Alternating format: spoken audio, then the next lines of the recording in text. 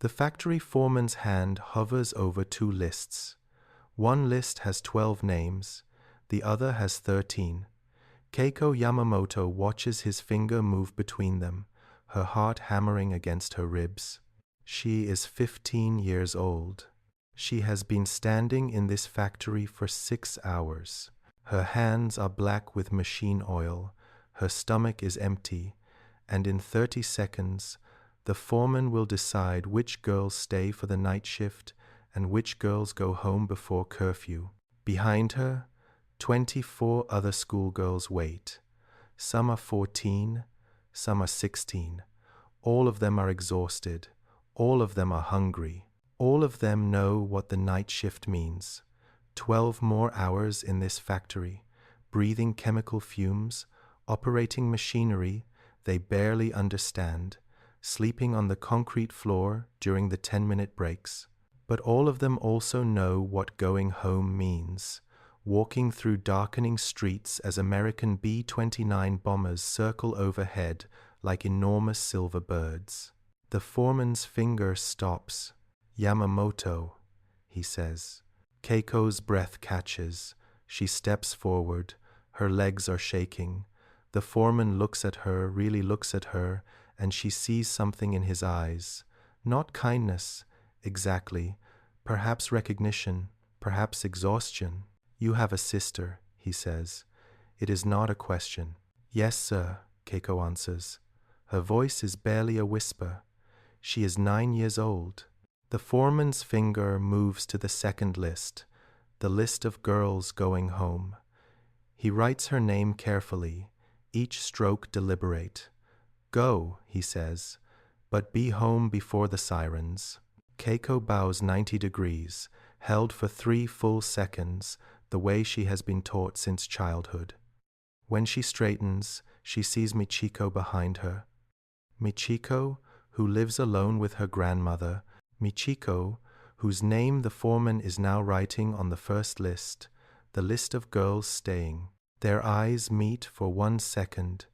Michiko's expression is blank, empty, the look of someone who stopped feeling 3 months ago. Keiko turns toward the factory door. With each step, she feels the weight of being chosen, the weight of going home when others cannot, the weight of survival that tastes like guilt.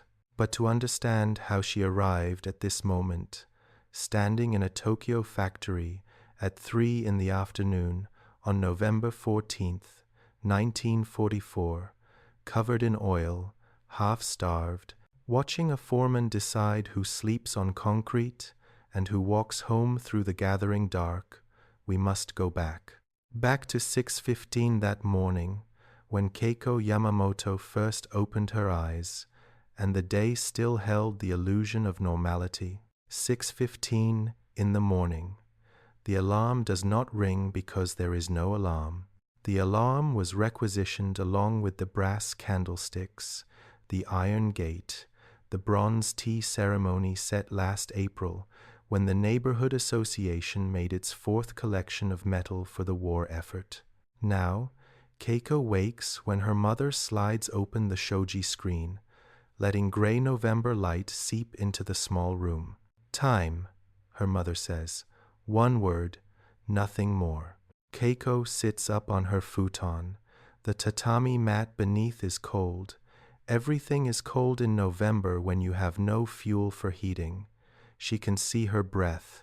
Through the thin walls, she hears her younger sister Yuki coughing in the next room, a wet, rattling cough that has lasted 3 weeks. Their mother has taken Yuki to the clinic twice.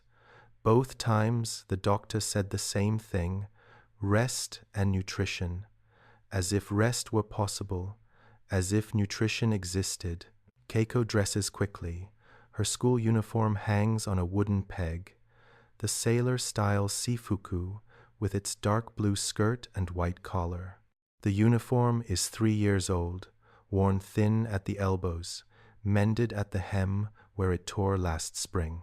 She examines the mending careful stitches in thread that does not quite match her mother's work. Her mother, who can make anything last, who can stretch rice to feed 4 people when the ration is meant for two, who has not bought new fabric since 1942. The uniform smells faintly of naphthalene mothballs. Keiko pulls it on over her underclothes, themselves mended, the elastic replaced with drawstring when elastic disappeared from the shops. She ties the red neckerchief that marks her as a third-year student at Tokyo Metropolitan Girls' School, number 7. The neckerchief was bright red last year. Now it is the color of rust. In the washroom, 6 tatami mats shared by 4 families in this subdivided house, Keiko splashes cold water on her face. The mirror above the basin is cracked, a spiderweb fracture from the night of the earthquake drill when someone dropped it. She sees herself in fragments, one eye, half a mouth, a section of forehead. Her face has changed this year. Her cheekbones are sharper, her eyes sit deeper. These are the changes that hunger makes. She brushes her teeth with salt because toothpaste ran out in September.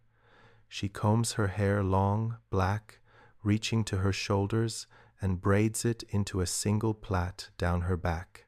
The hair ribbon that should hold the end is missing, traded 3 weeks ago to a girl in her class for half a sweet potato. Keiko ties the braid with string instead.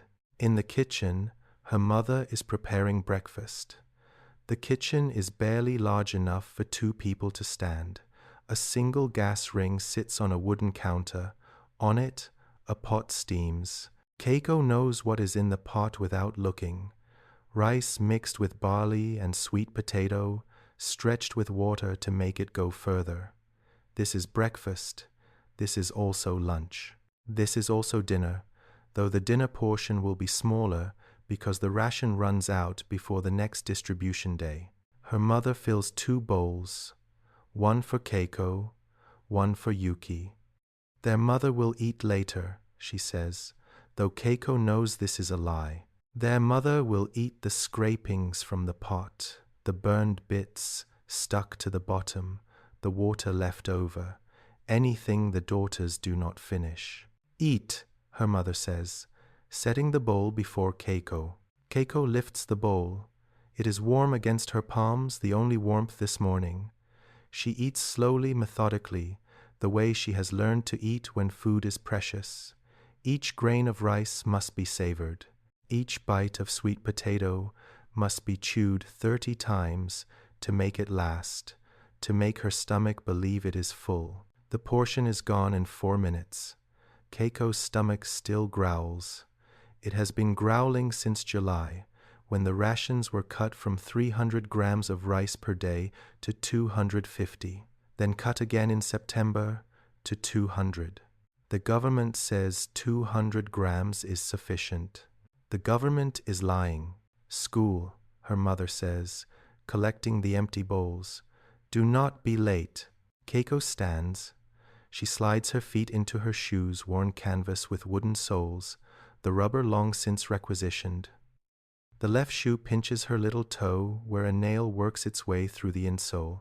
She has learned to walk in a way that avoids the nail. At 6:35, Keiko steps through the door into the gray November morning, her empty stomach already aching, her feet already hurting, and her mind already counting the hours until she might eat again. The street is quiet. Not peaceful quiet the way a held breath is quiet. On both sides, wooden houses press close together, their tile roofs sagging, their walls darkened by years of coal smoke and neglect. Every third house has a black-bordered notice nailed to its door. A son dead in Manchuria, a husband killed at Midway, a brother lost when his transport ship went down in the Philippine Sea. Keiko walks quickly. The morning air smells of charcoal smoke and human waste. The neighborhood toilet has not been properly emptied in 3 weeks because there are no longer enough men for such work.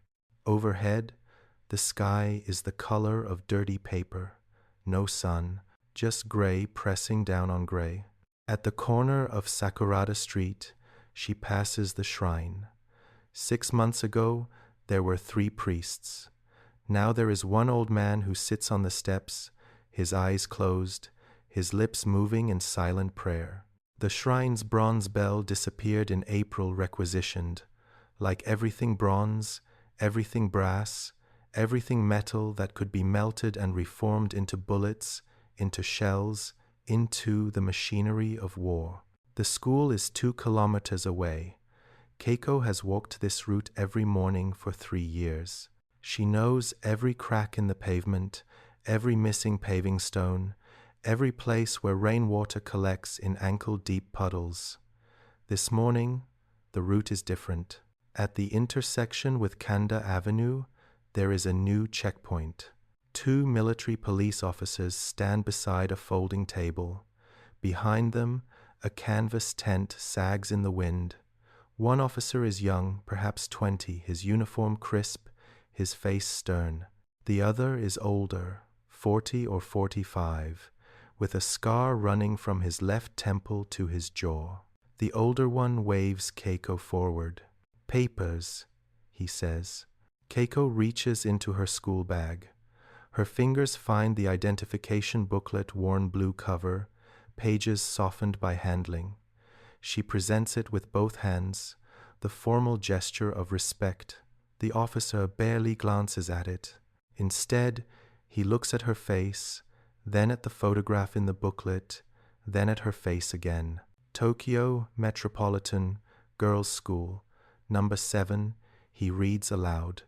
3rd year. "Yes, sir," Keiko says. "You are assigned factory work today?" "Yes, sir. Aircraft parts assembly. I report at noon." The officer's expression does not change. He stamps her identification booklet, a red ink mark, shaped like a chrysanthemum, and hands it back. "Move along," he says. "Do not loiter." Keiko bows and continues walking. Her heart is beating too fast. The checkpoint was not there yesterday. Every new checkpoint means the situation is worse. Every new checkpoint means the army expects something: invasion, insurrection, American commandos, parachuting into Tokyo under cover of darkness. The government says none of these things will happen. The government is lying. At 6:50, Keiko reaches the school gate. The school is a 3-story concrete building, gray and utilitarian, surrounded by a concrete wall topped with broken glass. The gate is open. Students stream through dozens of girls in identical sailor uniforms, their faces pinched with cold and hunger, their voices a low murmur like water over stones. Keiko joins the flow.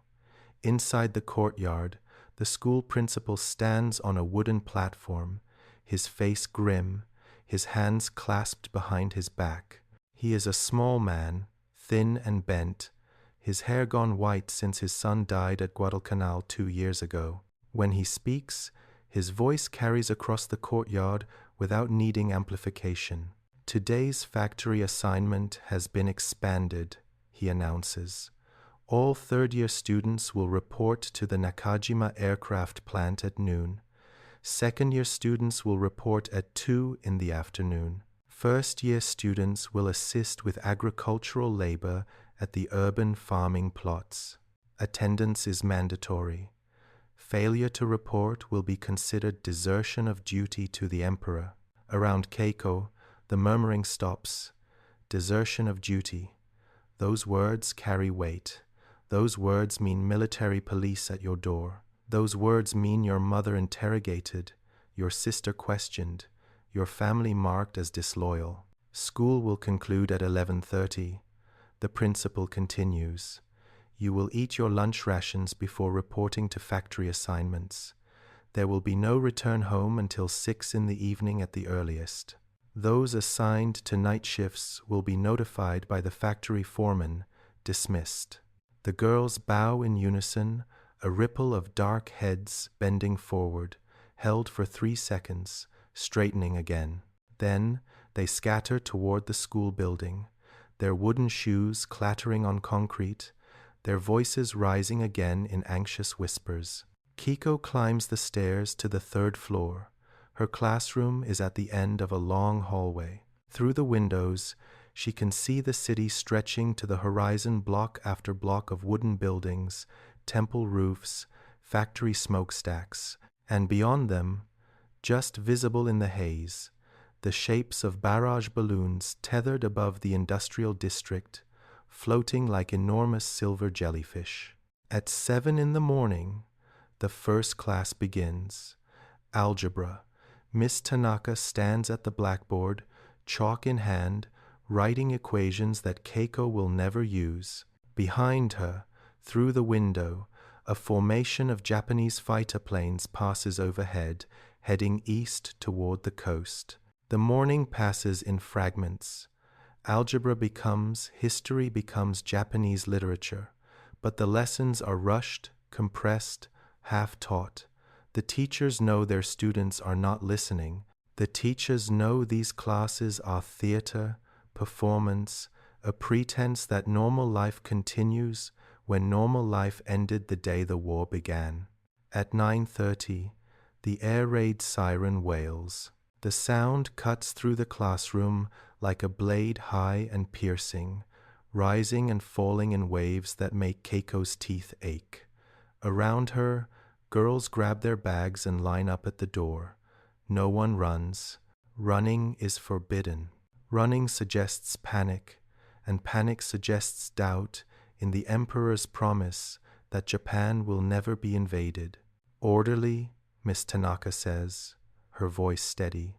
Single file. The girls descend the stairs. 300 students moving as one, their footsteps echoing in the stairwell. At the ground floor, they turn left, through the hallway, out the back door, across the courtyard to the shelter. The shelter is a concrete trench dug into the ground, covered by a corrugated metal roof. It is 3 meters deep, 30 meters long, barely wide enough for students to sit shoulder to shoulder. Keiko files in with her class, descending wooden steps slick with moisture. The air inside is damp and cold and smells of mildew and human bodies. They wait. Above them, through the thin metal roof, Keiko hears the sound that has become the soundtrack of her life, the drone of aircraft engines, American B-29 Superfortress bombers. They fly so high they appear as silver specks, untouchable by Japanese fighters. They do not bomb Tokyo, not yet. They fly reconnaissance missions, circling the city, photographing factories and rail yards and residential districts, preparing. The all-clear sounds after 17 minutes. The girls climb out of the shelter, blinking in the gray daylight, brushing dirt from their uniforms. They return to the classroom. They return to Japanese literature. Miss Tanaka opens her book and begins reading a passage about cherry blossoms and the beauty of transient things. Keiko stares out the window.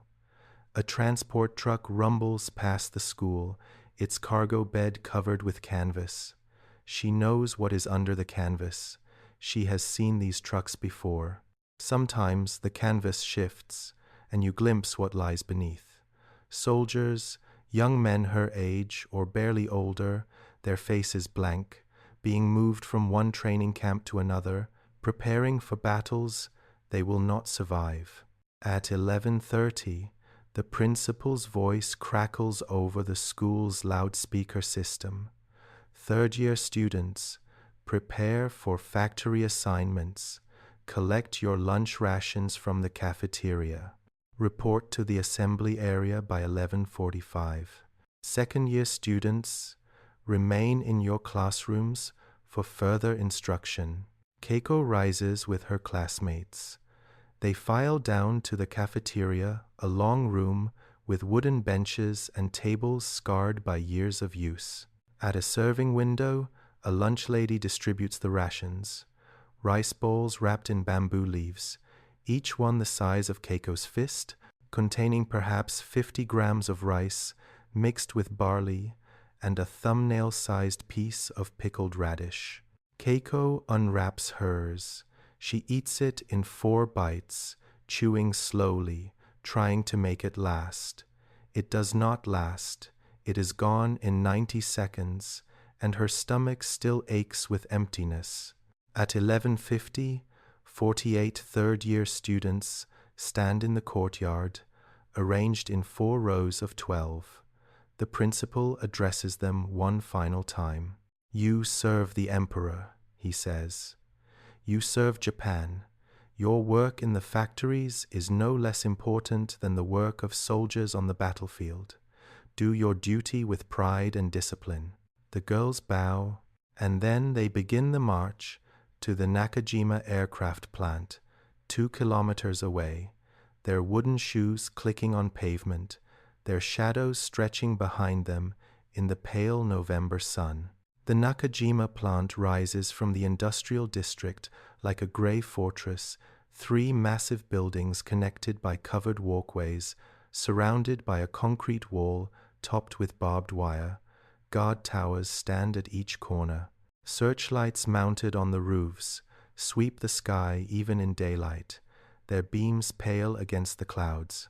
At the gate, the girls present their identification booklets to a guard in civilian clothes, too old for military service, his left arm missing below the elbow, the empty sleeve pinned to his shirt. He waves them through without checking the papers.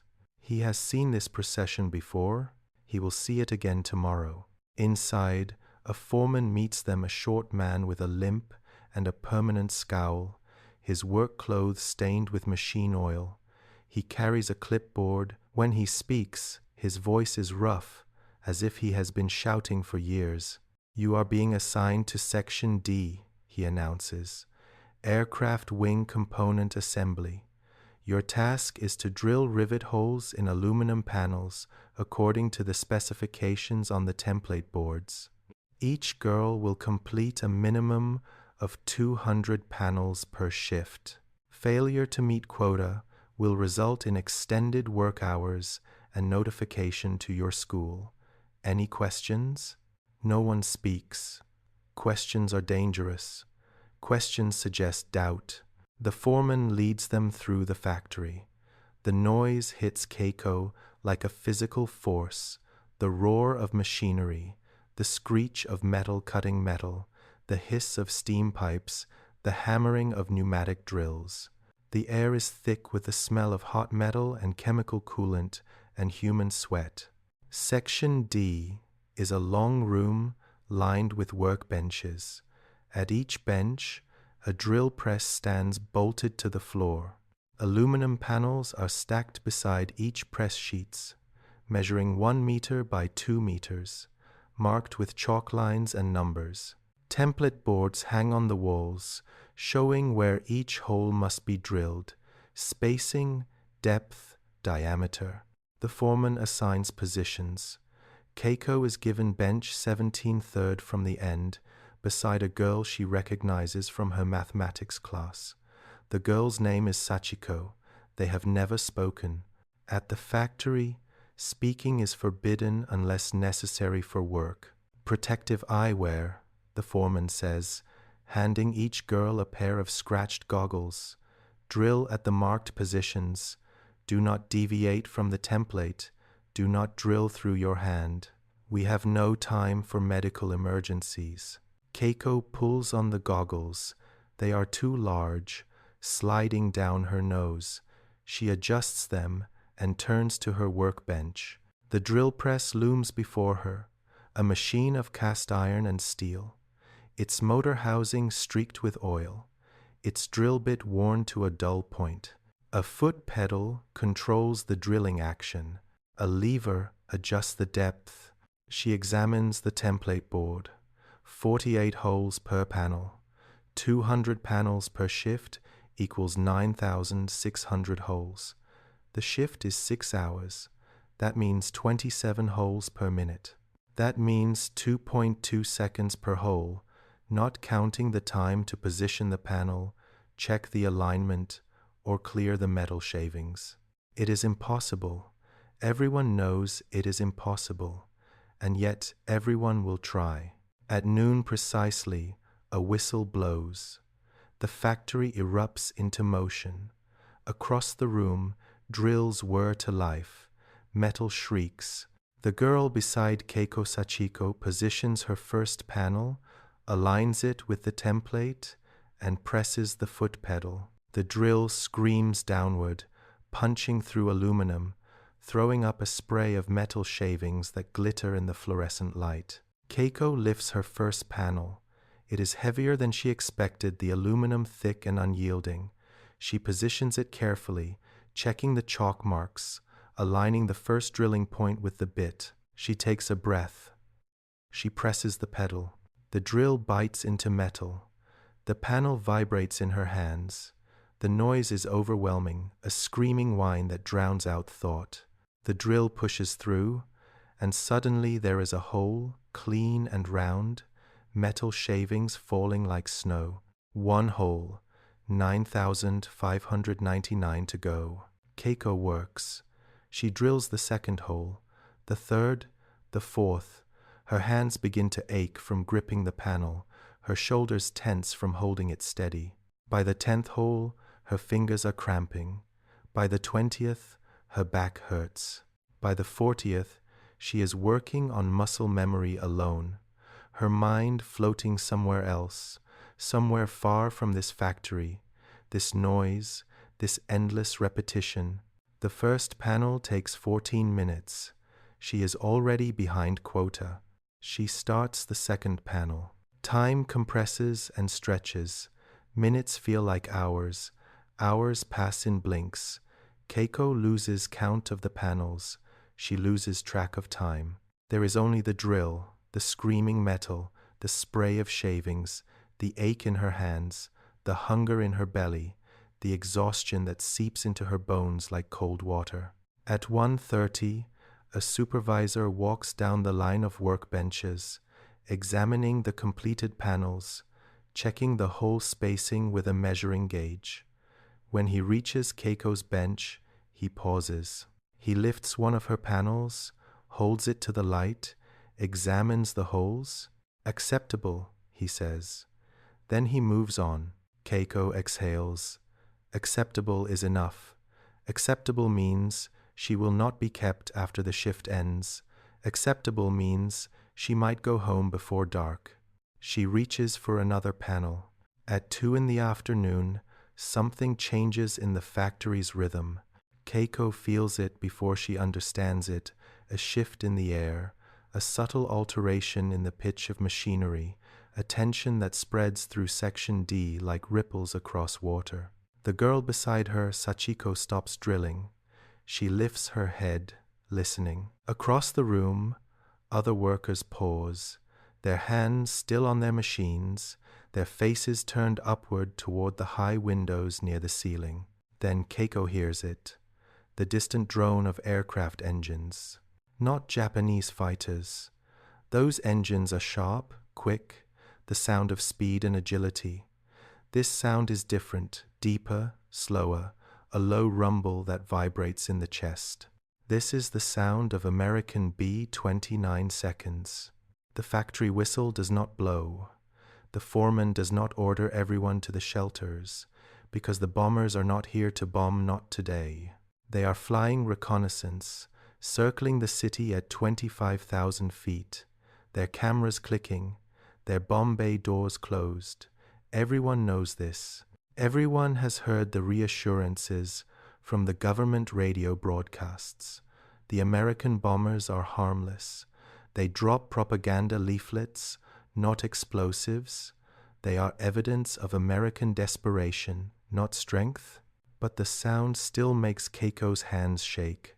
She forces herself to continue drilling. Around her, the other workers do the same. The foreman paces the floor, his limp more pronounced when he is nervous, his eyes flicking between the windows and the workers, making sure production does not stop. The bomber sound fades. The tension in the room loosens slightly. Keiko completes another panel, then another. Her hands are black with metal dust and machine oil. Her fingernails are torn. There is a blister forming on her right palm where the drill's vibration has rubbed the skin raw. At 2:30, the foreman blows a whistle 3 short blasts. Break time. The workers step away from their machines. Keiko's legs are stiff, her knees aching from standing in one position for 2.5 hours. She stretches, feeling her spine crack. Around her, girls slump against workbenches, their faces gray with exhaustion. A canteen girl pushes a cart through the section, an older woman, perhaps 60, with a limp and missing teeth. On the cart, tin cups filled with weak barley tea and small parcels wrapped in paper. Keiko takes a cup and a parcel. The tea is lukewarm and tastes faintly of rust. The parcel contains a rice bowl even smaller than the lunch ration, perhaps 30 grams, and a single pickled plum the size of a marble. She eats standing up. The rice ball is gone in 3 bites. The plum is so sour it makes her eyes water. The tea is gone in 4 swallows. The entire meal takes 90 seconds. The break lasts 10 minutes. During those 10 minutes, Keiko notices Sachiko sitting on the floor beside her workbench. Sachiko's head is bowed, her shoulders shaking. It takes Keiko a moment to realize Sachiko is crying. Silently, without sound, tears running down her face and dripping onto her oil-stained uniform. Keiko looks away. There is nothing to say. There is nothing to do. Everyone cries eventually in the factory. Better to do it silently. Better to do it during break time. Better to cry and finish crying before the whistle blows and work begins again. At 2:40, the foreman blows the whistle. Break time ends. The workers return to their machines.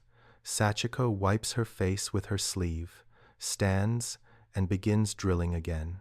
The crying has stopped. She is acceptable again. That is enough.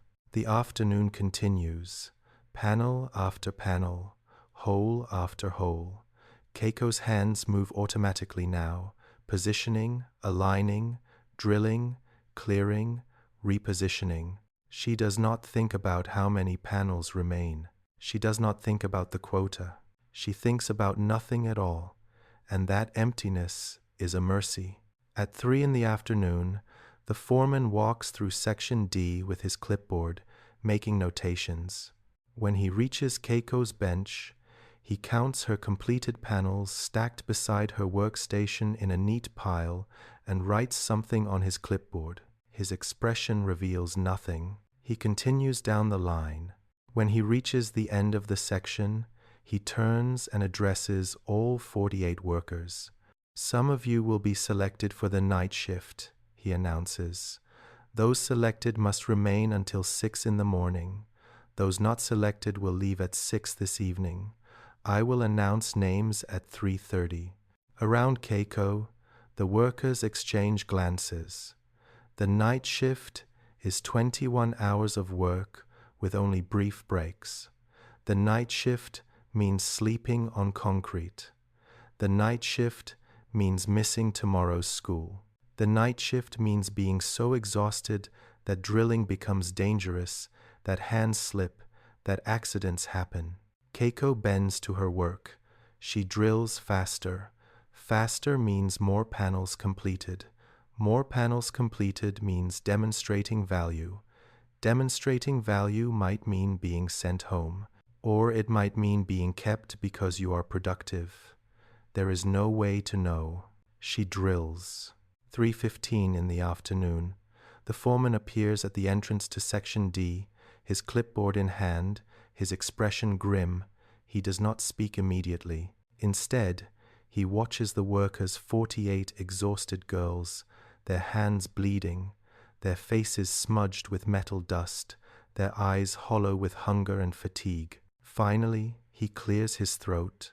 Production quota has not been met, he says.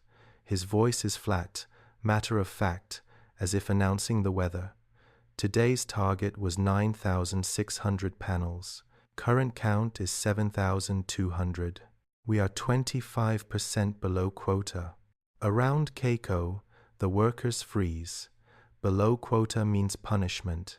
Below quota means the school principal will be notified. Below quota means families questioned, loyalty examined, ration cards flagged. The night shift will be expanded, the foreman continues. Instead of 12 workers, I require 25. I will select based on performance records and personal circumstances. He begins reading names from his clipboard. Each name is pronounced carefully, formally, as if he is reading a casualty list.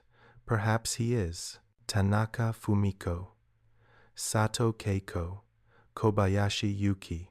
The names continue. Keiko listens, her hands still on her drill press, her heart beating too fast. Each name that is not hers is both relief and guilt. Relief that she is not chosen. Guilt that someone else is. Nakamura Michiko, the girl from Keiko's English class, the girl whose father died at Iwo Jima, whose mother died of tuberculosis last winter, who lives with her grandmother in a single room in Shitamachi district. Michiko, who has been at this factory since 7 this morning, who has drilled panels for 8 hours straight, whose hands shake so badly she can barely hold the drill steady. Michiko does not move when her name is called. She stares at the foreman, her face blank. Yamamoto Keiko. The sound of her own name jolts Keiko like an electric shock.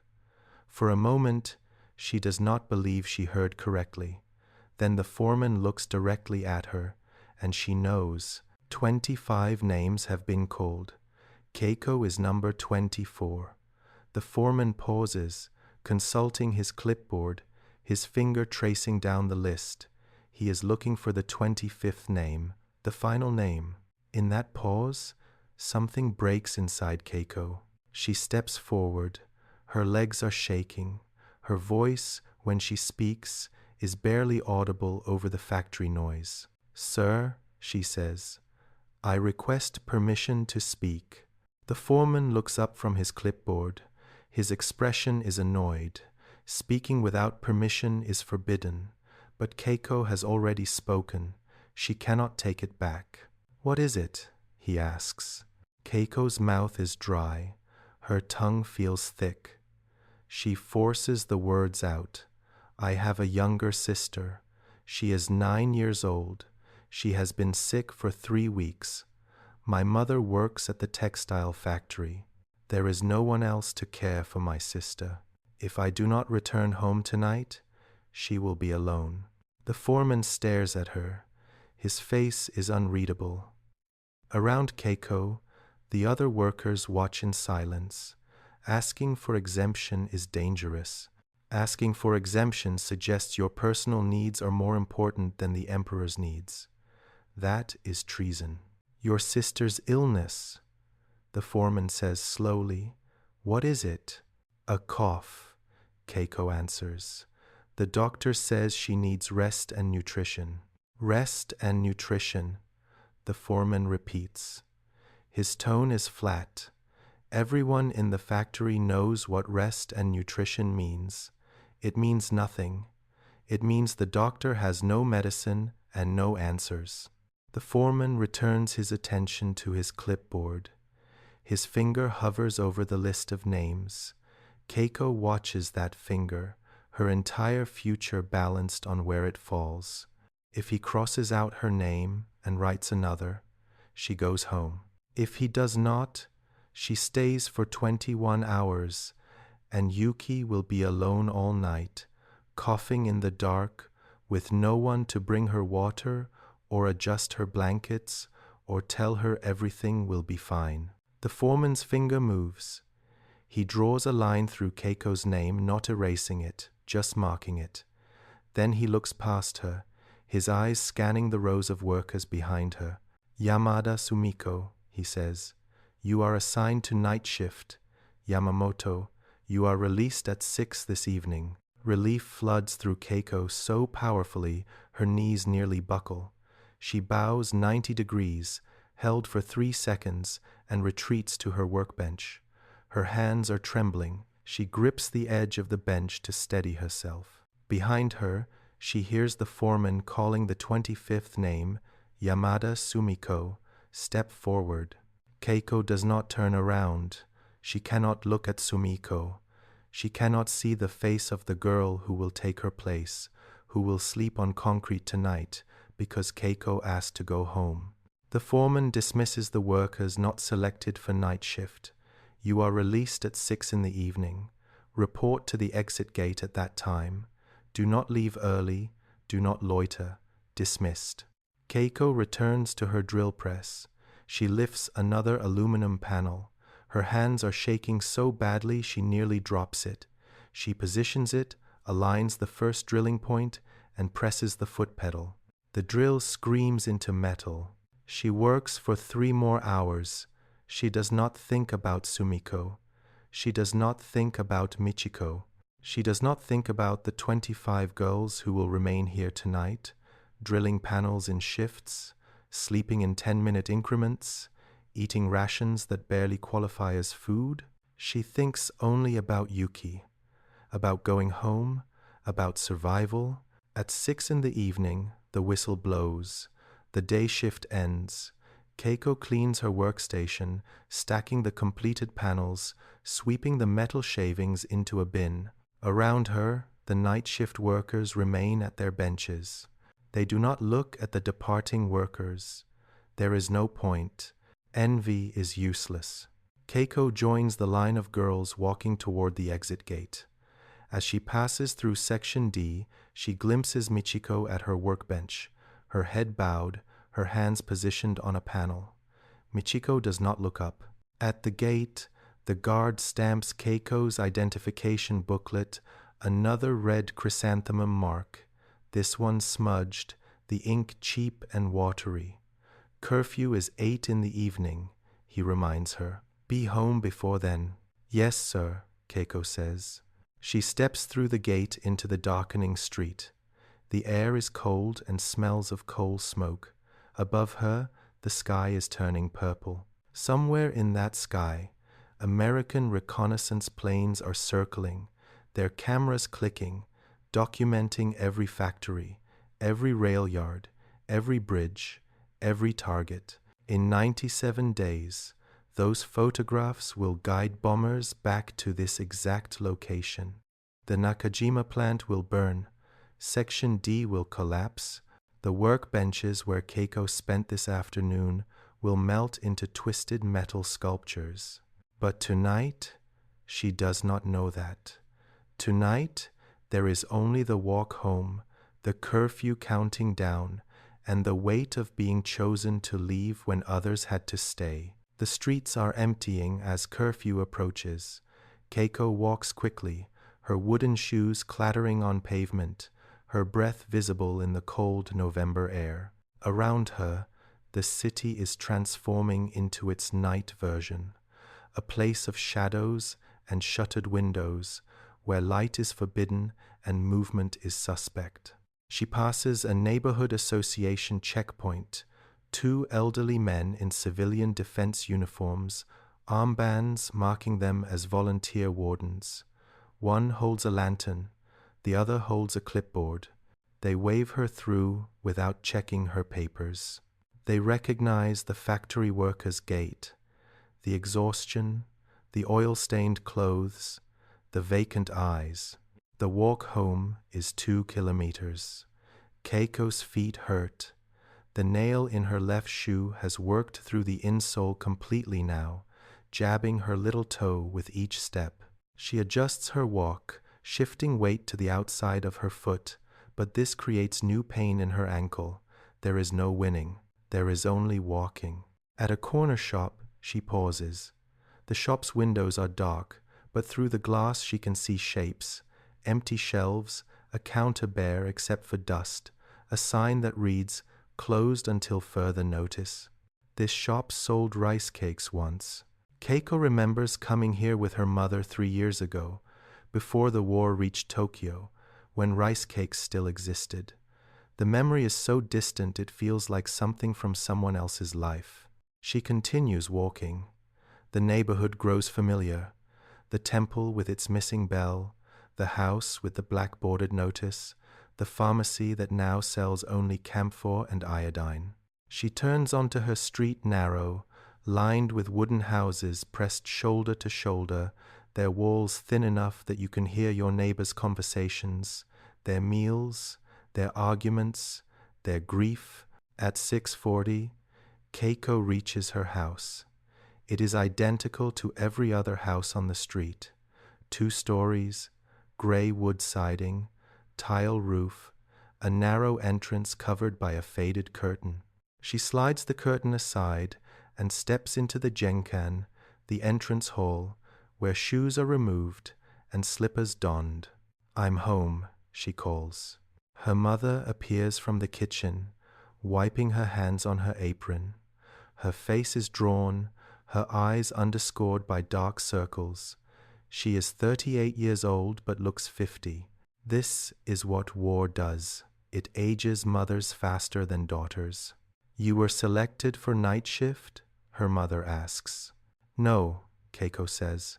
"I was released. I spoke to the foreman. I told him about Yuki." Her mother's expression shifts relief mixed with worry. "And he released you?" "He put another girl in my place." Her mother is silent for a moment. Then she nods. "You did what you had to do," she says, but her tone suggests this is not comfort, merely statement of fact. "Where is Yuki?" Keiko asks. "Sleeping. She coughed blood this afternoon." The words hit Keiko like a physical blow. Blood. The cough has progressed from nuisance to symptom. Blood means tuberculosis. Blood means her sister needs medicine that does not exist, treatment they cannot afford, food that would strengthen her body enough to fight. "Did you call the doctor?" Keiko asks. The doctor came. He said the same thing as before, rest and nutrition. Her mother's voice is flat. He asked if we could increase Yuki's ration. I told him we are already giving her most of ours. "Is she awake?" "Sleeping," her mother repeats. "Let her rest." Keiko removes her shoes and steps into the house. The interior is dim, one small lamp burning in the kitchen, shadows everywhere else. She walks to the washroom and washes her hands, scrubbing the black oil and metal dust until the water runs dark. Her hands are raw. The blisters on her palms burst and bleeding. She washes them anyway. In the kitchen, her mother is preparing dinner. Keiko knows what dinner will be. The remainder of this morning's rice, reheated, stretched with more water to create a thin gruel. Perhaps a piece of pickled radish, perhaps a sliver of dried fish, if they are lucky. "Sit," her mother says. "Eat." Keiko sits at the low table. Her mother places a bowl before her, the gruel, exactly as expected. Keiko lifts the bowl to her lips. The gruel is warm. That is its only virtue. As she eats, she hears her sister coughing in the next room. The cough is wet, rattling, punctuated by pauses where Yuki struggles to catch her breath. Each cough feels like an accusation. "You came home. You asked to leave. And for what? To listen to this?" Keiko finishes the gruel. Her stomach still aches with hunger. She sets the bowl down and looks at her mother. "I should go to her," she says. Her mother nods. "She will be glad you are home." Keiko slides open the shoji screen to Yuki's room. The room is small, 6 tatami mats, and cold.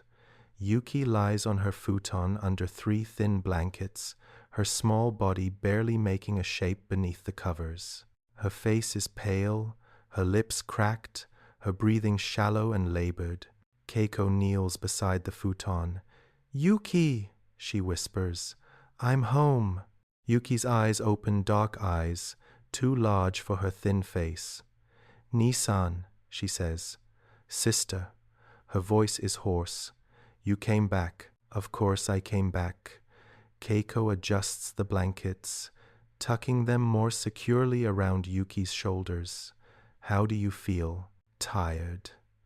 Yuki coughs a wet, rattling sound that shakes her entire body. When the coughing subsides, she lies still, her breathing quick and shallow. I heard you talking to Mother. You told the foreman about me. I did. Another girl took your place? Yes, yes. Yuki is quiet for a moment. Then, I'm sorry. Don't be sorry, Keiko says, but the words feel hollow. Should Yuki be sorry? Should Keiko? Is survival something to apologize for? She stays with Yuki for an hour. She tells her about the factory, about the drill presses, and the aluminum panels, and the noise that drowns out thought. She does not mention the quota.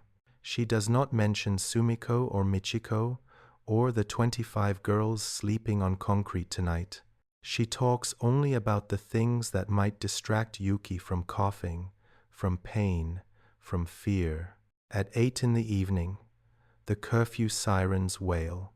All across Tokyo, lights are extinguished. Windows are covered with blackout curtains. Streets empty. The city becomes a ghost place. No movement, no light, only darkness and the distant sound of footsteps as neighborhood wardens patrol, looking for violators. Keiko leaves Yuki's room and returns to the kitchen. Her mother is washing the dinner dishes in a basin of cold water, her movements slow and mechanical. Keiko picks up a cloth and begins drying. She is getting worse, her mother says quietly. Yes, yes, the doctor cannot help. The medicine does not exist. Even if it existed, we could not afford it. I know. They work in silence. Outside, the wind picks up, rattling the shutters. Somewhere in the distance, a dog barks a sound so ordinary it feels surreal. Her mother sets down the last dish and looks at Keiko. You did the right thing, she says, asking to come home. Family comes first, always. But her tone suggests she does not entirely believe this, or perhaps she believes it too much, and that belief carries a weight of its own. At 8:30, Keiko prepares for bed. She changes out of her school uniform, now stiff with sweat and oil, and into her sleeping clothes. She spreads her futon beside Yuki's, positioning it close enough that she can reach out and touch her sister if needed. She lies down. The futon is thin, the tatami mat beneath it cold. She pulls the blankets to her chin and stares at the ceiling. Above her, shadows shift as the wind moves the trees outside. She thinks about Sumiko. Right now, at this exact moment, Sumiko is standing at a drill press in Section D, her hands gripping an aluminum panel, her body swaying with exhaustion. In 3 hours, Sumiko will be allowed to lie down on the concrete floor for 10 minutes. Then she will stand again and return to drilling. This will continue until 6 tomorrow morning. Keiko chose this. By speaking to the foreman, by asking to be released, she placed another girl in her position. Is that wrong? Is survival theft? Beside her, Yuki coughs. Keiko reaches out and rests her hand on Yuki's shoulder, feeling the fragile bones beneath skin, the shudder of each breath. If Keiko had stayed at the factory tonight, Yuki would be alone right now, alone and coughing, alone and afraid. Perhaps there are no right choices in war. Perhaps there are only choices that keep some people alive while others suffer. Perhaps survival is always theft. She closes her eyes. Sleep does not come easily. The day replays in fragments. The checkpoint, the factory, the drill press, the foreman's finger hovering over his clipboard, Sumiko's face when her name was called. Tomorrow she will wake at 6:15. Tomorrow she will return to school. Tomorrow The same routine will begin again, classes and factory work and hunger and fear and impossible choices. But that is tomorrow. Tonight, there is only this. The sound of Yuki breathing beside her, the cold seeping up through the tatami, the darkness pressing against the windows, the certainty that somewhere above this city, American reconnaissance planes are circling, their cameras clicking, documenting targets. In 97 days, this house will burn, this street will burn, the school and the factory and the checkpoint and the corner shop and the temple, without its bell, all of it will burn. But tonight, Keiko does not know that. Tonight, she only knows she is home, and that will have to be enough. Morning will come, it always does. At 6:15 tomorrow, Keiko will wake to her mother sliding open the shoji screen. She will dress in her school uniform, the same oil-stained uniform, because there is no other. She will eat the thin breakfast of rice and barley stretched with water. She will walk the 2 kilometers to school, past the checkpoint, past the shrine without its bell, past the house with the black-bordered notice. She will sit through classes that no one listens to. She will line up when the air raid siren wails and file into the concrete shelter and wait while American reconnaissance planes circle overhead. She will collect her lunch ration, 50 grams of rice, in a bamboo leaf, and eat it in 4 bites that do not satisfy. At noon, she will march with 47 other girls to the Nakajima aircraft plant. She will stand at bench 17 in section D. She will drill holes in aluminum panels, 200 panels, 9,600 holes, 27 holes per minute, until her hands bleed and her shoulders ache and her mind goes blank with exhaustion. And at 6 in the evening, or perhaps 3 the next morning, if she is selected for night shift, she will walk home through darkening streets, past checkpoints manned by old men, past neighborhoods emptying for curfew, past shops that have been closed since April. She will return to this house. She will listen to Yuki cough. She will eat dinner that does not fill. She will lie on her futon and stare at the ceiling and think about the choices she made and the girl who took her place and whether survival is always theft. This is tomorrow. This is every tomorrow, stretching forward into a future that grows darker with each passing day. The war will continue. The rations will shrink. The factory quotas will increase. More girls will be selected for night shifts. More names will appear on black-bordered notices. More streets will empty. More shops will close. And then, on the night of March 9th, 1945, 97 days from now, the reconnaissance will end and the bombing will begin. 334 American B-29 bombers will drop 1,665 tons of incendiary bombs on Tokyo's residential districts. The fires will create a firestorm with winds strong enough to uproot trees. The temperature will reach 1,800 degrees. Over 100,000 people will die in 6 hours. The Nakajima aircraft plant will burn. Section D will collapse. Bench 17, where Keiko stood today, where she drilled 9,600 holes, will melt into slag. Tokyo Metropolitan Girls' School, number 7, will burn. The classroom where Miss Tanaka taught algebra will be ash. The concrete shelter where students waited during air raids will fill with smoke, and those inside will suffocate. This house will burn. This street will burn. The temple and the checkpoint and the corner shop and every wooden structure in a 16-square-kilometer radius will burn. Yuki Yamamoto, age 9, will not survive. Her lungs, already weakened by tuberculosis, will fail in the smoke. Keiko's mother will not survive. She will die trying to reach Yuki, trapped in a building that collapsed inward when the heat caused its support beams to buckle. Keiko Yamamoto will survive. She will be at the factory when the bombing begins, in one of the few concrete structures left standing. She will return to find her street gone, her house gone, her family gone.